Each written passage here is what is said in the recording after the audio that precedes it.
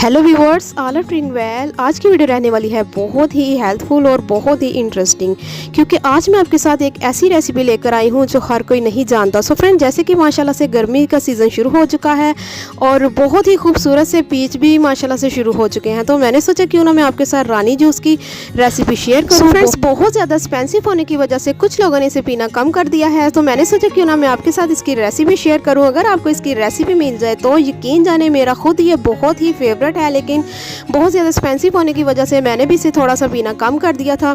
तो फ्रेंड्स, आज की रेसिपी में आपको मैं सिखाने जा रही हूँ रानी जूस, जिसे बनाना बहुत ही इजी है। यकीन करें, आप कोई घर पर आपके कोई गेस्ट आए या कोई फ्रेंड आए या कोई भी आपके आए, आप उसके आगे सर्व करेंगे तो यकीन करें कि वो खुद हैरान हो जाएगा कि ये जूस घर पर कैसे रेडी किया। जूस रेडी करने के लिए हमें चाहिए पीच। यहाँ पर मैंने 1 kg पीच ले लिए हैं, सॉफ्ट से और रेड से मैंने पीच ले लिए हैं। सो फ्रेंड्स, अब हम इसके छिलके को रिमूव कर देंगे और इसके अंदर जो बीज होता है उसे भी हम निकाल देंगे। यहाँ पर आप देख सकते हैं मैंने इस तरह के इसके छोटे छोटे पीसेस कर लिए थे। अब हम इसको एक पैन में डाल देंगे। इसके साथ साथ हम इसमें ऐड करेंगे 2 ग्लास पानी। सो फ्रेंड्स, 3 अदद मैंने आड़ू ले लिए हैं और 2 ग्लास मैंने पानी ऐड कर दिया है। इसके साथ साथ अब हम इसमें ऐड करेंगे शुगर। 1/3 कप मैंने इसमें शुगर ऐड की है और साथ ही साथ हम इसमें 1 चुटकी नमक ऐड करेंगे।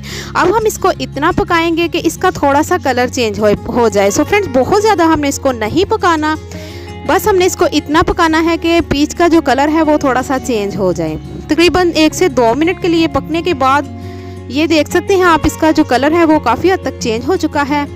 इस स्टेज पर आकर हम इसको थोड़ा सा हिलाएंगे। हिलाने के बाद हम फ्लेम को कर देंगे ऑफ। यहाँ पर आप देख सकते हैं बहुत ही सॉफ्ट से हमारे पीच हो चुके हैं। चलिए जी, फ्लेम को मैंने कर दिया है ऑफ। इसको हम किसी बाउल में निकाल लेंगे या किसी भी डिश में निकाल के इसको ठंडा होने के लिए हम रख देंगे। इसकी खूबसूरती को बढ़ाने के लिए मैं इसमें ऐड कर रही हूँ 1 चुटकी फूड कलर। अब हम इसको अच्छे तरीके से मिक्स करेंगे। मिक्स करने के बाद इसका ठंडा होने का हम वेट करेंगे। ठंडा होने के बाद हम इसको करेंगे ग्राइंड। सो फ्रेंड्स, यहाँ पर आप देख सकते हैं 1 अदद मैंने आड़ू लेकर उसके मैंने छोटे छोटे क्यूब्स काट लिए थे। इसको भी हम एक पैन में डालेंगे। साथ ही हम इसमें 1 कप पानी ऐड करेंगे। 1 से 2 मिनट के लिए हम इसको सिर्फ पकाएंगे। बहुत ज़्यादा हमने इसको नहीं पकाना, हमने सिर्फ इसको इतना पकाना है कि इसका हल्का सा कलर चेंज हो जाए और थोड़े से ये सॉफ्ट हो जाए। सो फ्रेंड्स, फ्लेम को हम कर देंगे ऑफ। बस हमने इतनी देर इसको पकाना है। यहाँ पर आप देख सकते हैं इनका कलर चेंज हो चुका है। इसमें जो पानी है वो हमने बिल्कुल भी वेस्ट नहीं करना, वो हम अपने जूस में ऐड कर देंगे जो हमने ग्राइंड करना है। सो फ्रेंड्स, 3 अदद मैंने पीच ले लिए थे। 3 अदद पीच से तकरीबन 4 ग्लास हमारे जूस इजीली रेडी हो जाएंगे। सो फ्रेंड, यहाँ पर आप देख सकते हैं ये ठंडा हो चुका है। अब हम इसको करेंगे ग्राइंड करने के बाद किसी खूबसूरत से ग्लास में हम इसको सर्व करेंगे।